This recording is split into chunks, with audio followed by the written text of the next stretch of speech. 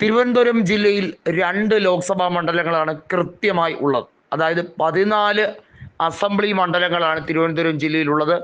അത് കൃത്യമായി ഡിവൈഡ് ചെയ്താൽ 2 ലോക്സഭാ മണ്ഡലങ്ങളാണ് വരുന്നത്.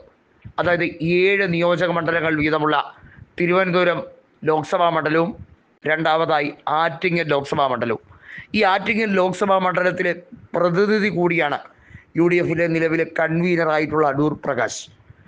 ഏത് കൊടുങ്കാറ്റിലും ആടിയുലയാത്ത ഒരു രാഷ്ട്രീയ മണ്ഡലമായാണ് ആറ്റിങ്ങലിനെ 2019 വരെ CPIM വിശേഷിപ്പിച്ചത്. എന്നാൽ ആ തെരഞ്ഞെടുപ്പിൽ 2019 ലോക്സഭാ തെരഞ്ഞെടുപ്പിൽ സമ്പത്തിനെ 38,700 പരം വോട്ടിനാണ് അടൂർ പ്രകാശ് തൂത്തെറിഞ്ഞത്.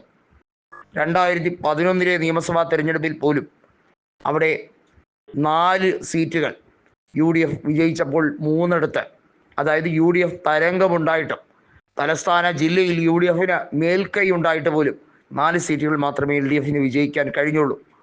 വാമനപുരവും ആറ്റിങ്ങലും ചിറയൻകീഴും ഇടത് കോട്ടയായി തന്നെ 2011 നിന്നിരുന്നു എന്നുള്ളതാണ് സത്യം. കഴിഞ്ഞ നിയമസഭാ തെരഞ്ഞെടുപ്പിൽ അവിടെയുള്ള 7 അസംബ്ലി മണ്ഡലങ്ങളിൽ 7 LDF ആണ് വിജയിച്ചത്.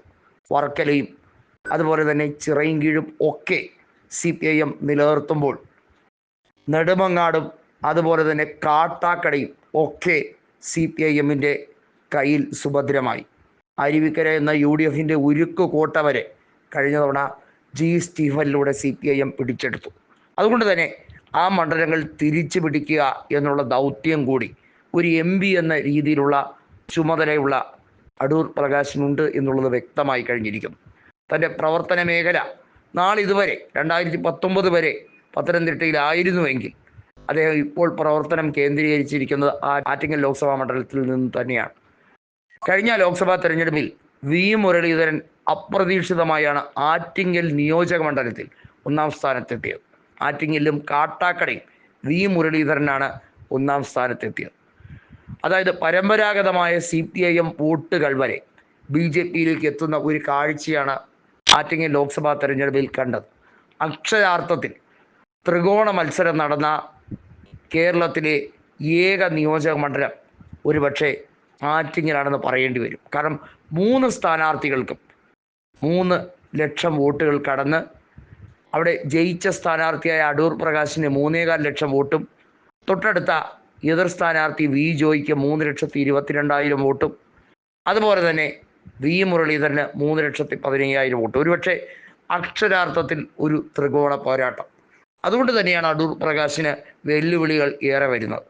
എന്നാൽ പോലും ഏറ്റവും ശക്തമായി V. ജോയ്ക്ക് അനുകൂല സാഹചര്യം ഉണ്ടായിരുന്നിട്ട് പോലും അടൂർ പ്രകാശ് 685 വോട്ടുകൾക്ക് UDFൻ്റെ സീറ്റ് നിലനിർത്തുകയും വാമനപുരത്ത് ചരിത്രത്തിലാദ്യമായി UDF ലീഡ് നേടിയെടുക്കുകയും ചെയ്തു എന്നുള്ളതാണ്.